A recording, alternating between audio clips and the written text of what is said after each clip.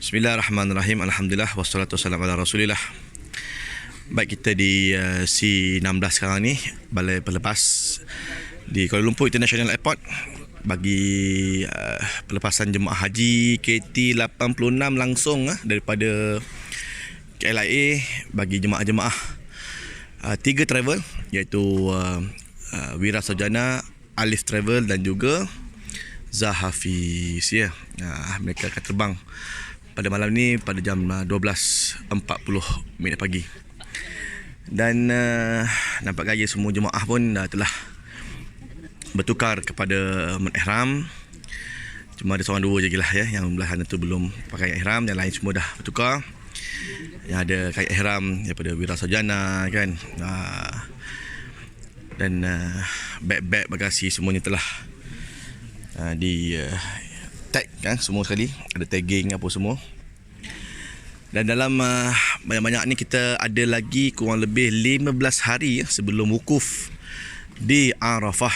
Means kita ada gap 15 hari untuk para jemaah boleh melaksanakan ibadah umrah bagi siapa yang nak buat umrah. Bagi yang haji tamattu' lah ya. Yang mana buat ifrad, insya-Allah boleh terus berniat ihram haji. Dan kalau ifrad kita anggarkan kurang lebih daripada 15 hari, 16 hari wukuf, 17 hari melontar Jamrat Aqabah, bermakna 17 hari saja dalam ihram lah ya. Dalam ihram yang besar dalam 17 hari. Jadi dalam ramai-ramai ni kebanyakannya semuanya nak membuat mud tamattu' lah ya. Mud bersenang-senang ya, umrah dulu, kemudian keluar ihram, pergi masjid, balik masjid pakai baju biasa kan. Kemudian pada 8 Zulhijjah hari tarwiyah akan berniat ihram haji. Cuma saya bertanya tadi, ramai-ramai ni ada satu yang akan membuat ifrad kan. Jadi saya saja nak bertanya lah kan. Apa khabar je? Sihat je ya? Alhamdulillah. Dari mana je? Daripada Ulu Kelang. Ulu Kelang? Oh, Gombak. Oh, okey, baik. Dan Tuan Haji bersadang nak buat ifrad lah. Ifrad insya-Allah. Sama dengan rumah. Ya, insya-Allah. Oh, subhanallah. Saja nak tanyalah kan, apa yang mendorong Tuan Haji memilih ifrad ni kan? Yang pertama dia orang kata lebih cabaran, lebih pahala lah. Ingat nak kejar gitulah. Benar. Sahih. Baik. InsyaAllah kita ni masa muda, amalan kurang. Allah, sama je. Allah. Ingatkan dunia saja, mengejar dunia. Baik. Tapi mungkin untuk anak, isteri orang kata tapi yang ini nak mencari, orang kata nak ganjangan lebih lah ni. Nak cover yang lepas-lepas lah. Banyak kekosongan. InsyaAllah nak mencuba. Subhanallah. Mantap. Ya. Dan persiapan untuk haji ifradnya jelas lah maksudnya. Persiapan, persediaan, sudut ilmunya dan kesanggupan tu khususnya kan. Kurang lebih dalam 17 hari. Okey dah Jai? Ya, betul. Oh. Kalau nafar dapatan ni tambah 3 hari lagi lah kot. Tapi yalah, kalau ikutkan yang besarnya hanya 17 hari lah kan. Ya, betul. Bila Aqabah aja settle lah tu. Tinggal 3 lagi larangan tu, bagi saya tak ada masalah kan. InsyaAllah. Kemudian stay dekat Mina sampailah nafar sani ataupun nafar awal, tengoklah mana yang nak boleh pilih ya.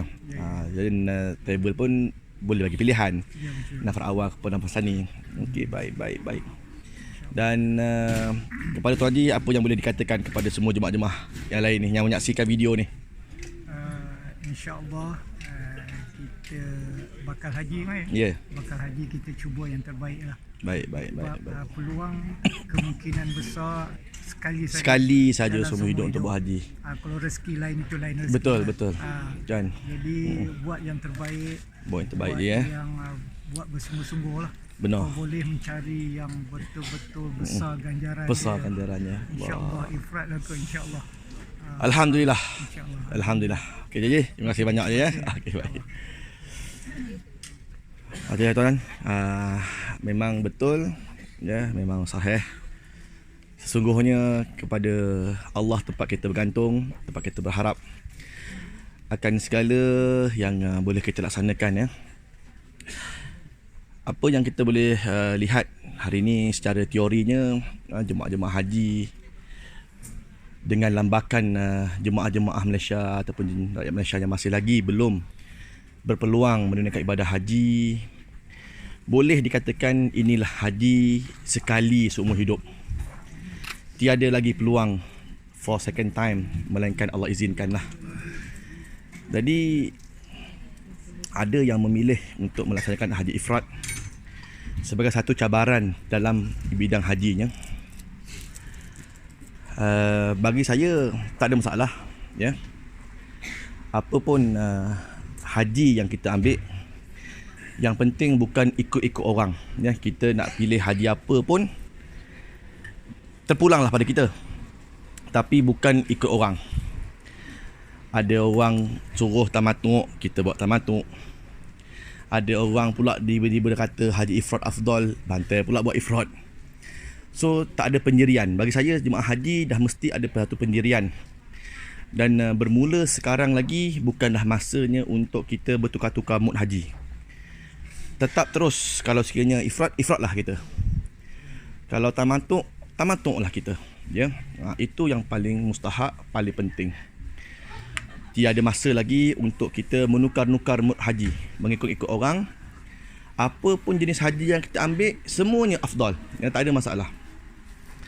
Ya, tak ada boleh kata ini haji yang terbaik, inilah yang terbaiknya, inilah yang afdalnya. Semua ulama ada dalil masing-masing menyatakan keafdalan haji masing-masing, ya. Jadi apa yang perlu kita laksanakan adalah amalan haji dibuat dengan sebaik mungkin. Itu dia. Ya, awak ambil ifrad ke, awak ambil tamattu' ke, awak ambil qiran sekalipun, itu tak menjadi masalah. Yang pastinya kita buat yang terbaik. Ya. Namun kepada yang ingin mengambil ifrad, cabaran sudah pasti besar menanti anda di hadapan sana. Iaitu kurang lebih dalam 17 hari, ya, kita akan berihram haji. Dan apa yang kita harapkan, jemaah-jemaah tabah dan juga sabarlah, ya, dalam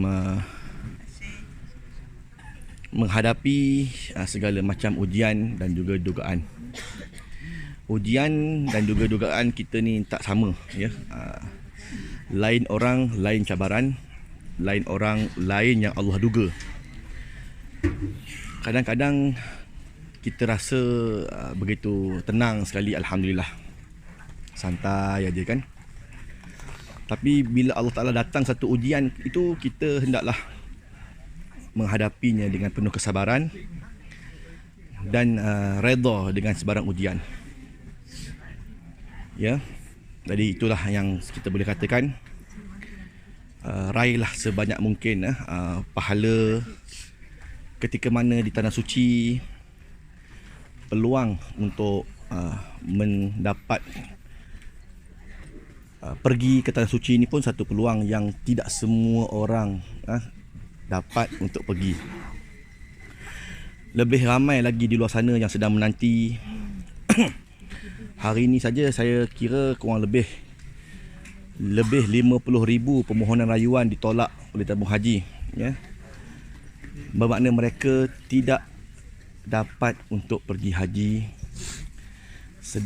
Sedangkan kita, ya, para jemaah yang di hadapan saya sekarang ni semua wajah-wajah yang Allah pilih, kan. Ni semua tengok wajah-wajah ini semua Allah pilih untuk pergi haji tahun ini. Bermakna duit banyak sekalipun belum tentu dapat pergi tanah suci kalau Allah tak pilih, ya. Oleh demikian, bila Allah pilih, kita hendaklah buat yang terbaik, buat sebaik mungkin lah, ya, ibadah haji kita, insya-Allah. Dan kepada para jemaah yang dapat pergi ni, kita harapkan jugalah doa tuan-tuan. Doa-doa lah kami kat sini ni. Kan? Doa-doa ni, siapa yang tengok-tengok ni, saudara mara, anak beranak, adik-beradik apa semua ni. Amin.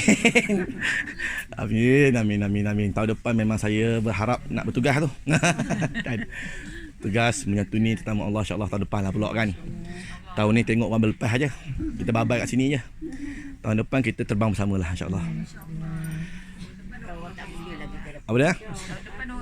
Oh, kan, gitulah. Ya, okey ya. Alhamdulillah. Ya.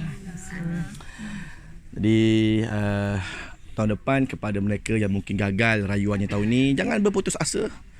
Tahun depan cuba lagi, kan? Cuba lagi merayu kepada pihak Abang Haji untuk dapat menunaikan ibadah haji. Ada jemaah yang saya jumpa 12 kali, 12 tahun merayu kan. Setiap tahun merayu, setiap tahun ke-13 dapat pergi haji. Ya, ada jemaah tak merayu pun, tiba-tiba dapat je pergi haji. Kan? Itu pun satu juga kan. Orang yang merayu ya tak dapat pergi. Yang tak merayu dapat pula pergi. Kan? Tapi yalah, yang lebih parok lagi, takut kita ni apa tuan-tuan, takut kita ni tak ada hati pun nak pergi, tiba-tiba dapat pergi. Kan? Kita tak ada hati pun nak pergi Mekah, tiba-tiba dapat pula pergi Mekah. Mulalah kita buat pun acuh tak acuh je haji kita kan. Dekat Mekah banyak tidur aje, banyak bersembang aja. Nanti sebilik ni mungkin ada satu bilik member sekampung kan. Oh, sembang tak habis-habis kan. Isi masa dengan sembang aja. Sembang hal politik aja kan. Kena pula member yang memang satu fikrah dengan dia. Wah. Kan. Dia punya sembang politik tu gajah pun boleh terbang kan. Kan. Ini tak ada kena-mengena dengan siapa. Sekian dimaklumkan. Okey, baik. Tapi cerita dia, apa pun yang kita dapat terpilih tuan-tuan, jangan sampai kita melalaikan dan membuang masa ya. Isilah masa kita yang terluang ini untuk khatam Quran contohnya ya. Isi masa di tanah suci untuk khatam Quran. Paling tidak 45 hari pergi haji, takkan tak boleh khatam kan? Boleh. Satu hari satu juzuk. Tanam keazaman macam tu insya-Allah ya. Satu hari satu juzuk, 30 hari 30 juzuk kan. Jadi kurang-kurangkan sembang, banyakkan baca Quran, banyakkan zikir kan, doa. Ketika mana bertawaf, doa, mohon pada Allah Taala ya. Antara guru saya pesan, ni guru saya pesan lah ya. Dalam banyak-banyak doa yang kita nak minta pada Allah, jangan lupa minta 5 perkara. Yang pertama sekali, minta Allah ampun dosa. Ya. Itu pertama. Yang keduanya, minta agar Allah lapangkan kubur kita. Ya. Yang ketiga, minta mati dalam keadaan husnul khatimah. Yang keempat, minta pada Allah agar diberikan buku amal di tangan kanan. Dan yang kelima, minta Allah masukkan kita ke dalam syurga Firdaus ya. So itu 5 perkara. Ni kata guru saya ni kan, ni guru saya pesan. Ni pahala ke dia ni kan. Jadi tuan-tuan pun sama juga, boleh mohon ya. Yang pertama tadi saya ulang balik, mohon Allah Taala ampun dosa. Yang kedua, lapang kubur. Yang ketiga, mati husnul khatimah. Yang keempat, dapat buku amalan dari tangan kanan. Dan yang kelima, masukkan kita ke dalam syurga Firdaus ya. Ulang-ulang minta tak apa. Mengapa hari ni orang kadang-kadang rezekinya sempit? Sebab dosa banyak. Datanglah, pergilah Azizan Osman sekalipun, tak jalan. Kan? Pergilah kursus motivasi, tak jalan dia punya rezeki kan. Tak boleh pergi. Tapi rupanya hanya berkat doa sahaja Allah berikan kepada dia keluasan rezeki. Jadi kadang-kadang betul ya, kita ni ada Allah Taala bagi rezeki, kuat kerja, tapi kadang-kadang rezeki tak apa nak kuat. Ada orang tidur je, mencurah-curah rezeki masuk. Kan? Tengok macam tak kerja, tapi banyak rezeki. Kan? Jadi ini semua kehendak Allah. Oleh demikian, sebagai hamba Allah yang berpeluang pergi haji tahun ini, doalah kepada Allah agar dibelampakkan rezeki untuk kita, insya-Allah. Ya. Baik, mungkin sikit lagi akan boarding lah, insya-Allah, dalam 12 suku. Nampak pramugara pun dah mula memasuki pesawat. Sikit lagi ya, insya-Allah.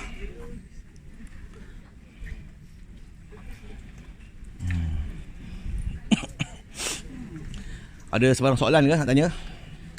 Kau ada apa-apa nak tanya, boleh tanya kan. Jika ada apa-apa sebarang soalan, ada sebarang kemusykilan ya, yang ingin diajukan, boleh ajukan kepada saya ya. Tak ada soalan tak apa, belum nampak lagi apa nak tanya. Kan nanti sampai Mekah tu nanti tiba-tiba banyak pula soalan kan, satu-satu datang ya. Dan saya yakin dan percaya tuan-tuan pun dah prepare lah ya. Prepare dah macam mana nak buat haji tamattu', macam mana nak buat haji ifrad ya. Amalan haji ni mudah aja. Apa yang perlu yang kita tahu adalah apa yang kita nak buat dengan timetable. Itu je kan. Apa amalan yang paling nak kita buat dengan timetable waktu yang itu. Jadi tahu dua perkara ini bagi saya sudah memadai dah. Amalan haji bermula daripada wukuf di Arafah. Ni saya beritahu gambaran secara kasar lah. Tuan-tuan boleh bayangkan dalam minda. Bermula daripada wukuf, iaitu jatuh pada 9 Zulhijjah selepas Zuhur. Inilah dia haji. Ya, inilah dia yang dikatakan sebagai amalan haji, iaitu bermula daripada 9 Zulhijjah masuknya pada waktu Zuhur. Ya. Maka dah start dah. 9 Zulhijjah dah masuk, dah start waktu untuk kita berwukuf di Arafah. Al-Hajju Arafah, haji itu adalah wukuf di Arafah.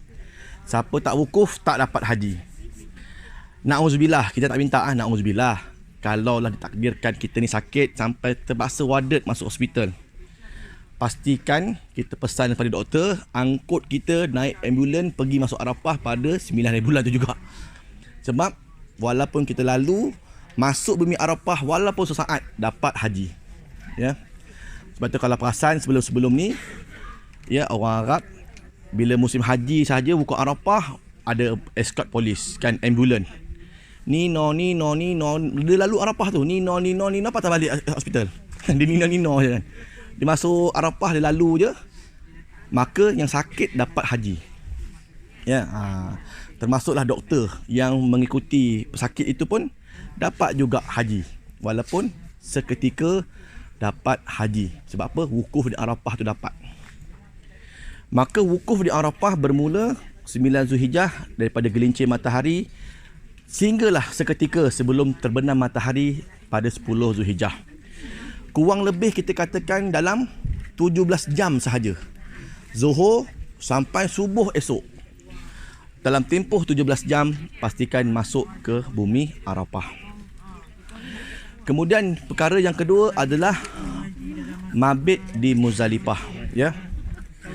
Mabit di Muzdalifah pula masuk pada 10 Zulhijjah, ialah pada setengah malam 10 Zulhijjah.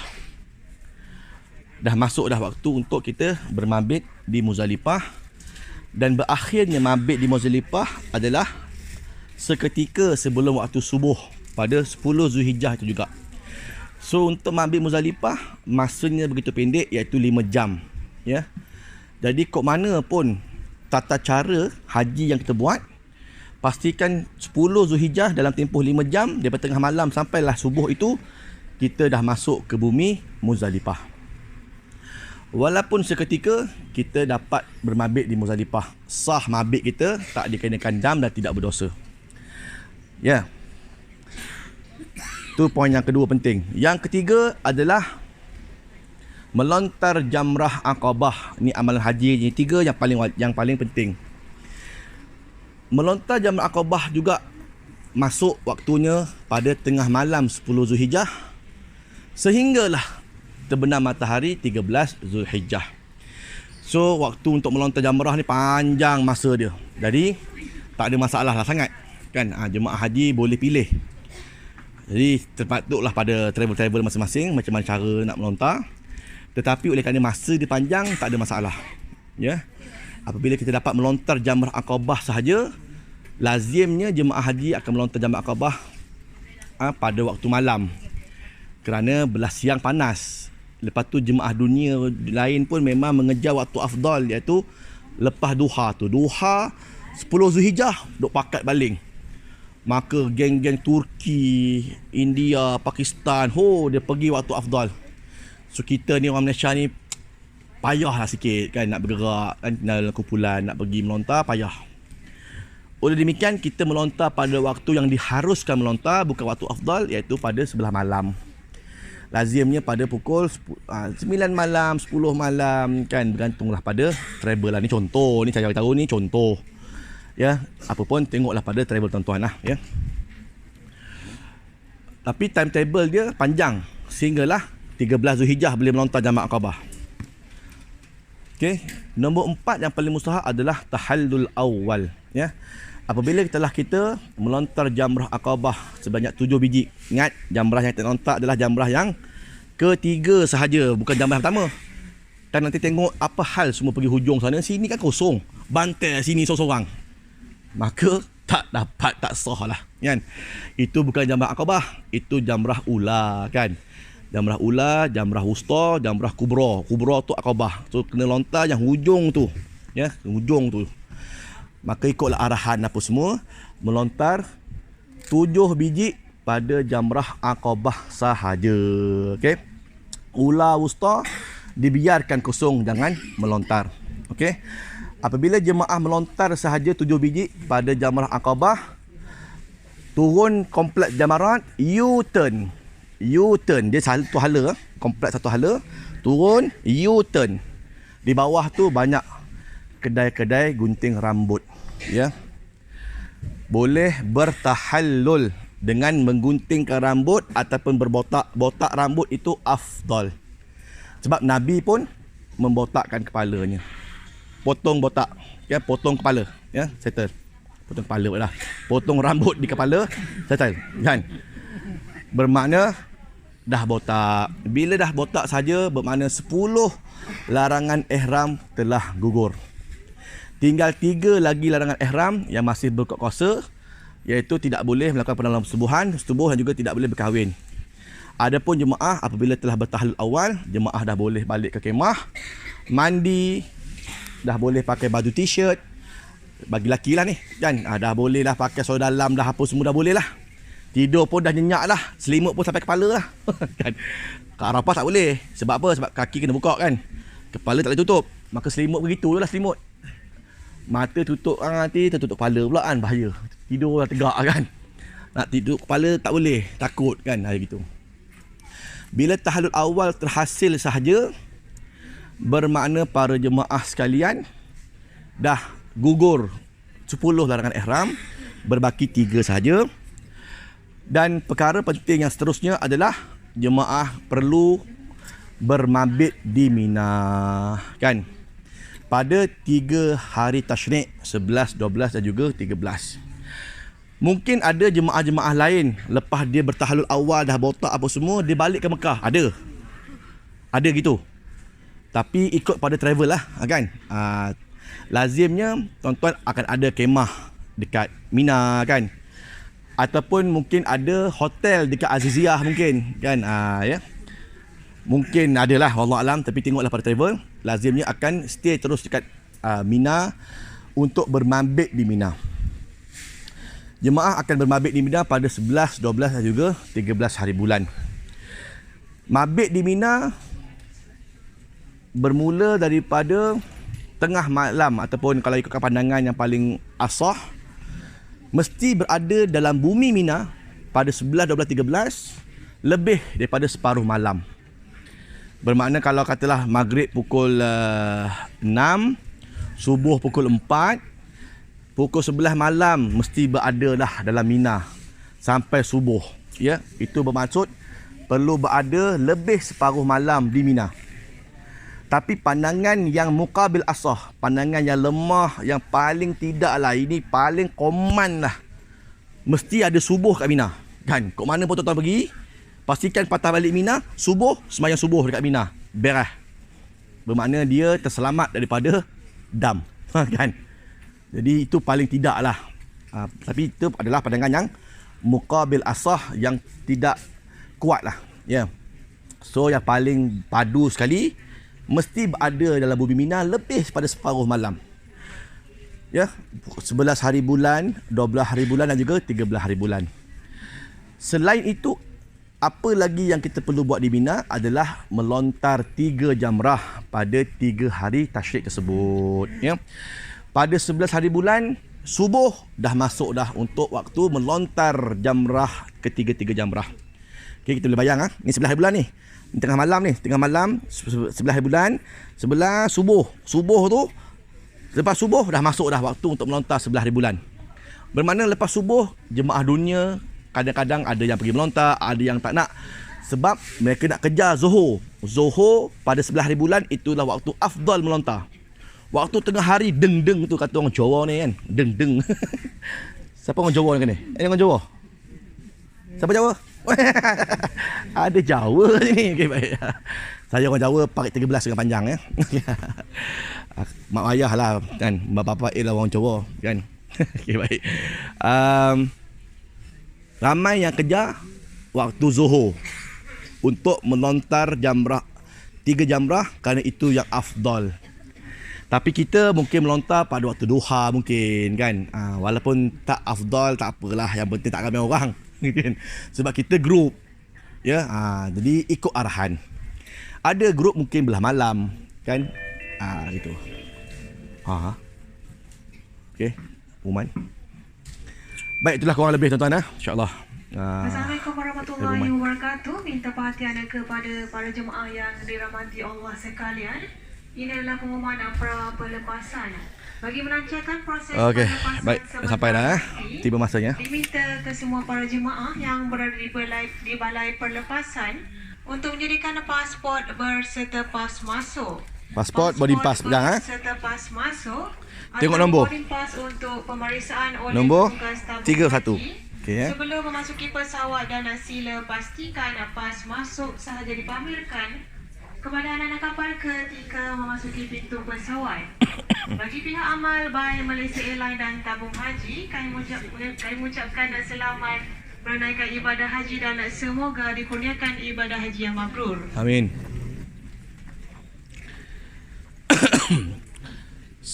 Semua jemaah tengok boarding pass, tengok nombor ya. Dan ingat nombor tu. Ingat nombor seat dekat boarding pass tu. Nanti dia akan panggil ikut nombor. Nombor sekian ke nombor sekian, nombor sekian ke nombor sekian. Ya, ingat nombor. Nombor 22, nombor berapa kan? 18 ya.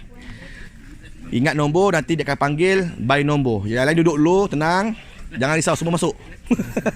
Jangan risau, semua masuk. Cuma dia panggil ikut baris je. Ya, jangan risau. Ya, kalau ada yang tertinggal, saya suruh pilot jangan tegak dulu. Ya. Okey, baik, semua akan terbang. Jangan risau. Ingat nombor dekat boarding pass, nanti dia akan panggil ikut barisan.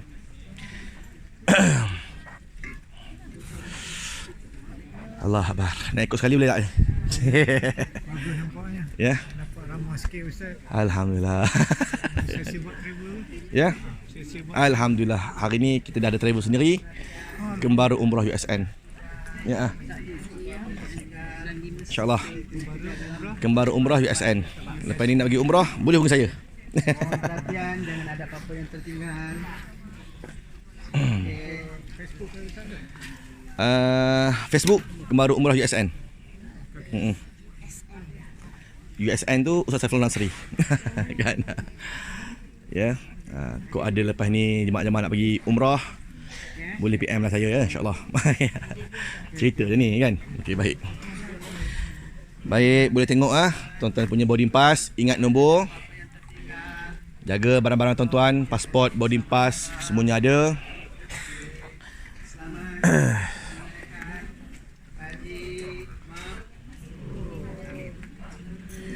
Amin. Pilih penerbangan yang ke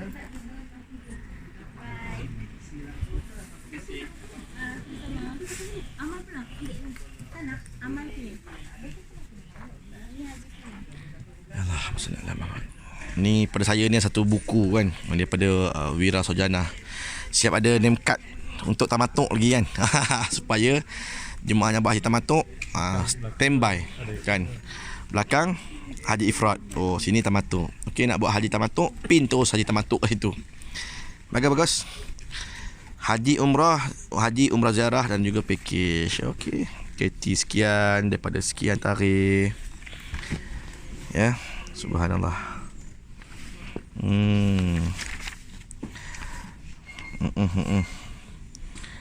Jadual penerbangan KT, berkumpul apa semua detail kan. Nanti okey, satu cara apa nak buat hari sekian apakah pengisian yang ada. Wah, mantap. Berapa hari bulan hari tasyrik kan. Mina ke Mekah semula ya, ceramah agama berjadual, kitab. Ya, hari ke-29 ada apa kan. Umrah miqat Tan'im. Baik.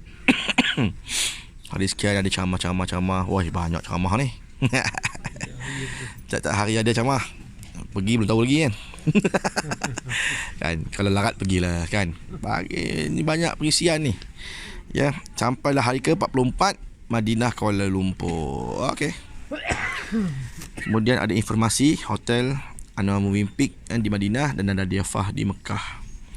Nombor telefon petugas, info suhu ya. Baik. Nanti ada 31 Ogos ada tembus? Tak ada. Tak ada. Oh, ni Julai je kan? Tak adalah. Okey.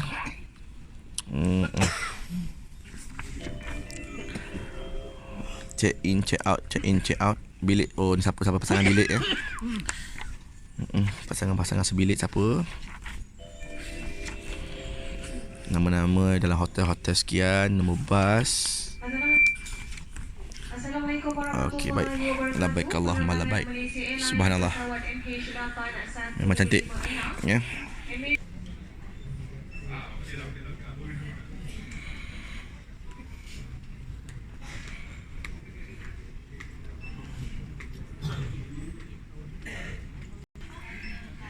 Sekali lagi kami menjemput jemaah yang berada di baris 36 sehingga 44, baris 36 sehingga 44 untuk menaiki pesawat.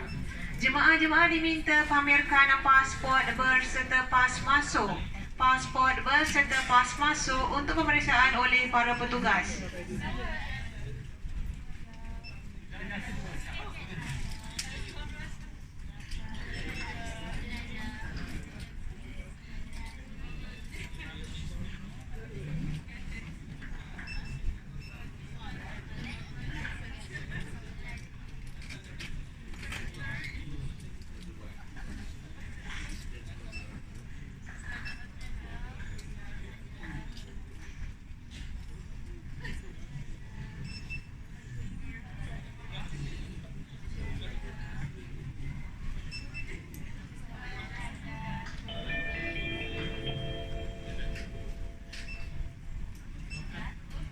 Terima kasih atas kerjasama para jemaah sekalian. Sekarang kami jemput jemaah yang memegang pas masuk di baris 28 sehingga 44. Baris 28 sehingga 44 untuk menaiki pesawat sekarang.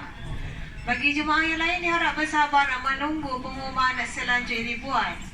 Jemaah-jemaah diminta pamerkan pas masuk berserta pas masuk. Pamerkan pasport berserta pas masuk untuk pemeriksaan oleh para petugas.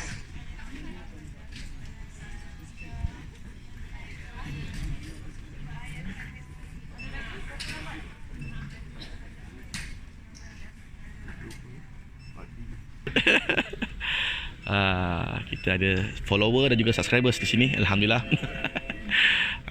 Termasuk ajar kita kat bawah ni. Silakan aja. Sila. Masuk di baris 28 sehingga 44. Baris 28 sehingga 44 untuk menaiki pesawat. Ya.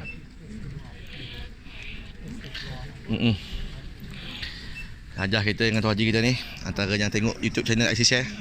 Okey ke Haji? Hajah? Okey. Banyak info dapat. Alhamdulillah. Terima kasih ya. Mudah-mudahan terus bermanfaat lah ya. InsyaAllah. Okey. Kerja ya. Jumpa lagi ya insya-Allah. Selamat tu. Insya-Allah. Okey dah Haji. Silakan jumpa lagi ya. Silakan. Tak ada, kat sini je. Bye bye. Silakan. Okey je. Jumpa lagi je ya. Insya-Allah doa-doa saja. Ya. Ya, Saifullah. Ya betul. Silakan. Ni jemaah-jemaah Hafiz, ni jemaah-jemaah Alif Travel ya. Ni jemaah-jemaah Hafiz. Sana ada Vira Saujana. So ada 3 hari ni. 3 travel terbang pada hari ni. Alhamdulillah. Mudah-mudahan semuanya sihat, kuat dan dapat menjalankan ibadah dengan baik insya-Allah. Okey, ni grup yang terakhir lah ni. Last kopek last kopek. Tak ada yang ketandas, tak ada yang tertinggal, tak ada lagi yang dalam bilik air. Semuanya masuk komplit.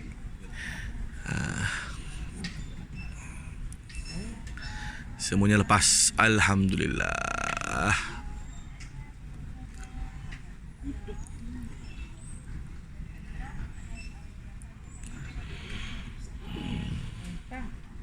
Itu banding anjing lagi.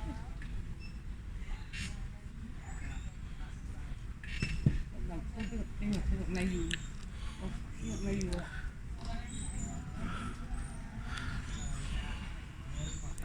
Dah. Tepuk. Ha? Cukup tak? Satu lagi.